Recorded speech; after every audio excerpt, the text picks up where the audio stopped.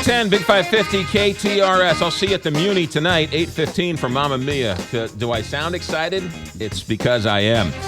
Tony Messenger joined us a little bit less than an hour ago talking about the campaign finance debacle that is going on here in the state. Our next guest has filed an ethics violation against Eric Greitens. He's former Speaker Pro Tem, and his name is Carl Bearden, and he joins us now. Good morning, Carl. Good morning, McGraw. Thanks for having me on. What are you now? Are you a lobbyist now? Are you a political consultant? I actually run 2 grassroots organizations, 80,000 plus members, limited government, fiscal responsibility. So I do register to lobby for them, but I don't lobby as a business. Gotcha. And we should also say that in terms of your resume, you were a big supporter of Ted Cruz. Were you in charge of his campaign in the state? Yeah, I was one of the co-chairs in the state. Okay. You were always sort of mentioned anytime there was a Ted Cruz story in Missouri. You were always the spokesperson. Sometimes I get mentioned a lot. Sometimes it's good. Sometimes not. Sometimes it's bad. All right. All right, Carl Bearden. And so I don't get yelled at, are you endorsing a Republican candidate? Where are you with all of the gubernatorial candidates? So actually, I have endorsed Catherine Hanaway. I served in the House with her. I was budget chair while she was Speaker. So I know Catherine quite well and know her ability. So I have endorsed her. And you've given her $250, $300? I think it's like $350. I thought it was a little more, but I guess I'll have to give her more because I thought I gave her more. Okay, there you go. All right, so I don't get yelled at by any politician in any way, shape, or form. All right, you filed an ethics complaint against Eric Greitens, correct, who is running for governor. The election is 1 week from today. What is the complaint that you filed? So the complaint's pretty clear. It's spelled out in statute. He took money from an out-of-state committee. That out-of-state committee is required to register 14 days before making any contribution to state, required to register with the Missouri Ethics Commission. They did not, and they are not allowed to give gifts or contributions, and a candidate is not allowed to accept gifts within 30 days of the election from an out-of-state committee, and both those things have happened. Okay. Now, let's put that complaint along for the side first. Let's talk about the actual complaint.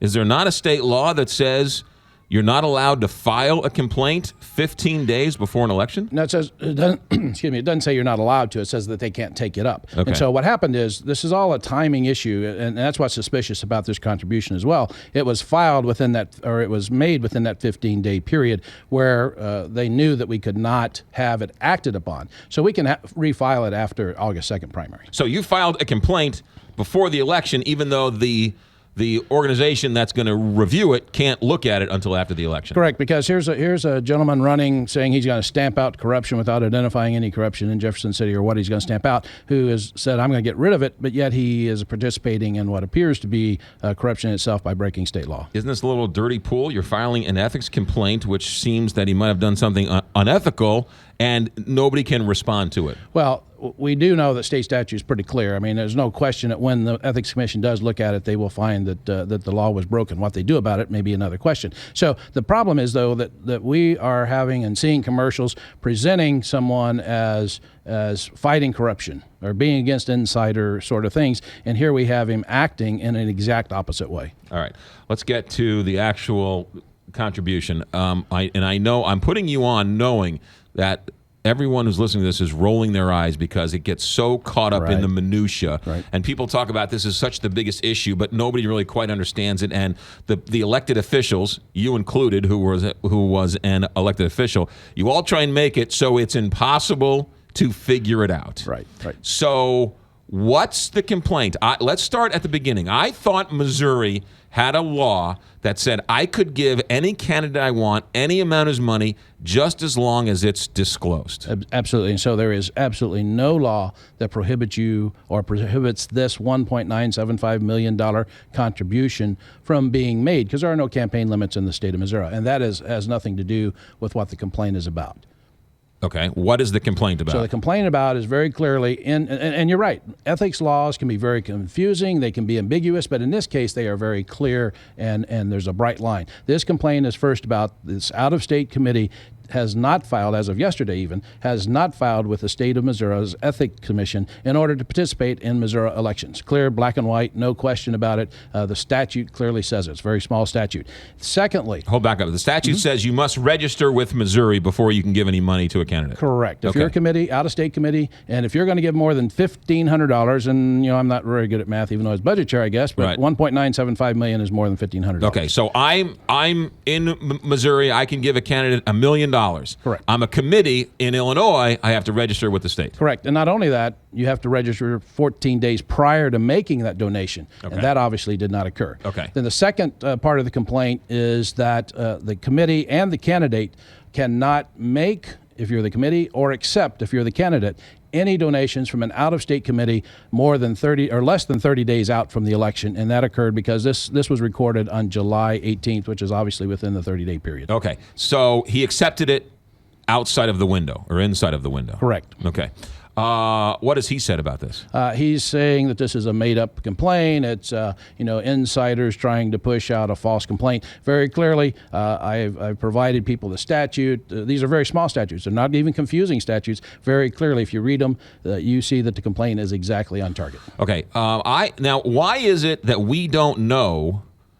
We know the name of the PAC. Correct. Navy SEALs for Truth, right? That's the SEALs name of for the Truth. PAC. Mm-hmm. Why is it that we don't know the individual or the individuals who contribute to that PAC? Because I thought just as long as you disclose the names of the people who give you the money, that's okay. Right. So what happened is with SEALs for Truth is they were formed in about the middle of June with no money. End of the month or thereabouts, they received this nearly $2 million in money. We do not know because they have not filed who their contributors were. And they in turn made then the contribution to Greiton. So at some point in time, we should know who these contributors are. And that's why the Missouri system is set up, particularly for out-of-state committees, so that we know that information in a timely manner. So Carl Bearden, our guest, filed a complaint against the Greitons campaign against this campaign money that was given. So I have this right in my head. Citizens United says you can set up these super PACs, and with no coordination, you can give it to the person. Correct. Missouri says you can give it, but you have to disclose the name.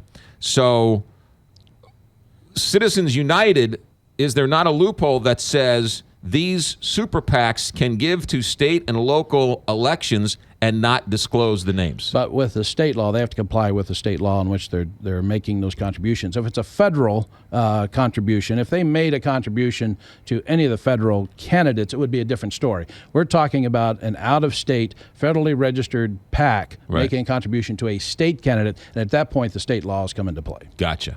Okay. So do we know, does Eric Greitens know who gave him the money? I do not know that. I do not know that. He knows that Seals for Truth did. Does he know who Seals for Truth and their contributors are? I have no indication that he does or doesn't. Yeah. Let's assume, for argument's sake, that you are 1,000% right.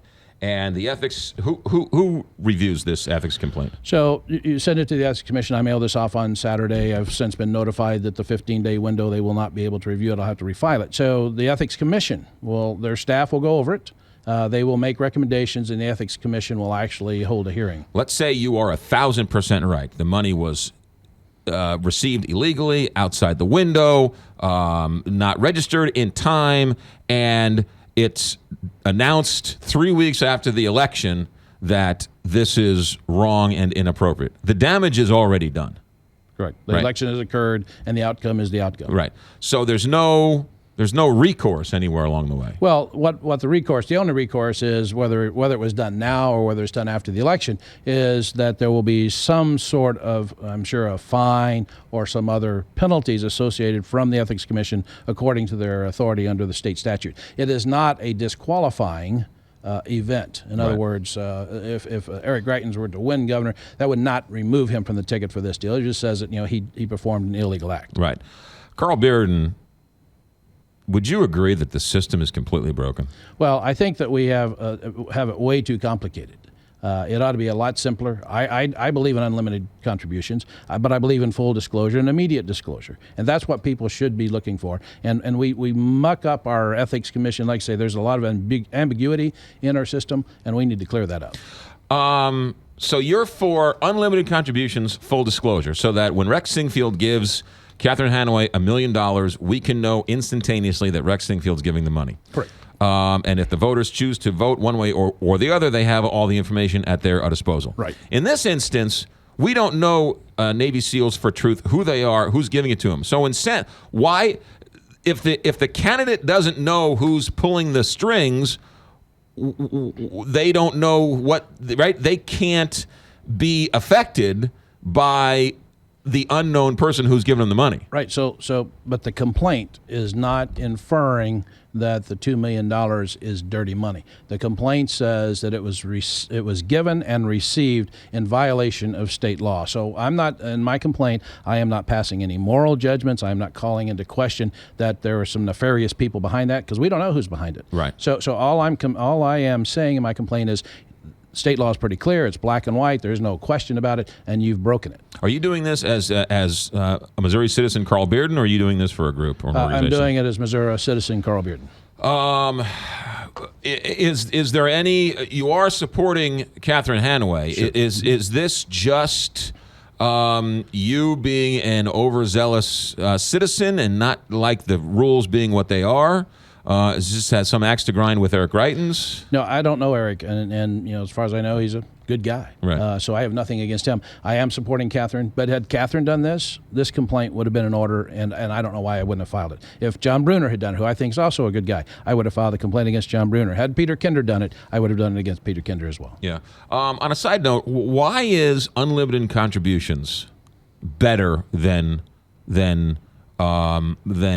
limiting contributions? Well, I agree with what courts say that when you give money to campaigns, that is political speech and it's free speech and shouldn't be limited. So I believe in that particular element. I think it's part of our constitutional freedoms of free speech, and that's why I support it. Yeah. How come your speech is more valuable, or you can give more speech than I can give? Well, but that speaking doesn't guarantee outcome. And I will tell you, as an elected official for over 16 years, I had small donors, I had large donors, I had no donors. And I listened to people, and you'll find that people will listen to people whether you gave them more money than I did or not. Mm-hmm. But the perception is that if somebody gives you $1 million and they want X, Y, or Z, if you're elected, you're going to give them X, Y, or Z. Yeah, I can tell you that that's not the way it works. Now, does it work that way for everybody? I can't tell you that, but I can tell you that by and large, the elected officials I know do not work that way. Because they do not buy. They are not bought. They are not paid for. But unfortunately, with the system that we have, with the radio, TV, all the cost in there, it takes a lot of money to run a campaign. Right. Yeah. Any other way to do it? Well, I would be totally opposed to public funding, because then we, with our tax dollars, are supporting people we don't like. So right now we have the ability to give money to people that we agree with, either all or part of the way, and no money to people we don't agree with. What about, I've heard some political operatives say that this election cycle, this primary season is so long that you have to raise a whole lot of money, right, so the operatives make a whole lot of money, yeah, right? If it was a shorter season, a shorter primary, you wouldn't have to spend as much money, and the operatives wouldn't make as much money. No, I agree, and that is part of our problem. If you want to talk about a problem in the system, it is the operatives and the consultants and all those sorts of things that are adding not only to the cost, but also to sometimes the tone where they push people to go. Yeah. Kent, talk about the commercials for a moment, because what are your thoughts as you sit and you watch television and you see these commercials where within their own party they're being called terrorist sympathizers, and it's just they're doing this and they're not even talking about the opposite party. Right. The tone is completely out of control and wrong. I've seen what I know to be distortions because they know that if they say this, you as a viewer will say, well, I'm against that, so I'm against that guy. Right. Totally out of control. Again, it's part of consultants and all the other people associated in forming that. But I will tell you that when you see that commercial from that candidate against their opposition, they approve that. And so you can't just blame the consultants. Ultimately, that responsibility ends with the candidate. Would you like to see any ethics reform down in Jefferson City? Or what type of ethics reform would you like to see? Well, I think, as far as there are different levels of ethics, whether it's the conduct of legislators, which they worked on some of that this year, and they still need to do some more. I think they ought to totally eliminate lobbying gifts. Because that's really where people have the greatest thing. I think they can understand. They still have perception problems with campaign contributions, but people really believe it's dirty when you're going out to eat with a lobbyist and getting all that. So I think that they should completely close that door. They tried last year in the House. The Senate didn't exactly go along with them. So that kind of ethics reform should change. And I think we should take a look at our campaign finance, not put limits on it. But to clarify it, again, the sections that I've made these complaints under, they are black and white, easy to understand. Anybody can pick them up and read them. And we ought to make all of our ethics laws that way. You say that lobbying, Tony Messenger pointed out, as an elected official, you were also a registered lobbyist. Were you not? Oh, no. No, you weren't. No, see, that was a false story that the Post-Dispatch tried to put. I never lobbied and was never a registered lobbyist as a legislator. As a legislator. But you can quit one day and then become a lobbyist the next day. Yeah, after August 28th, you can't do that. Okay, so that went through. Right. Okay.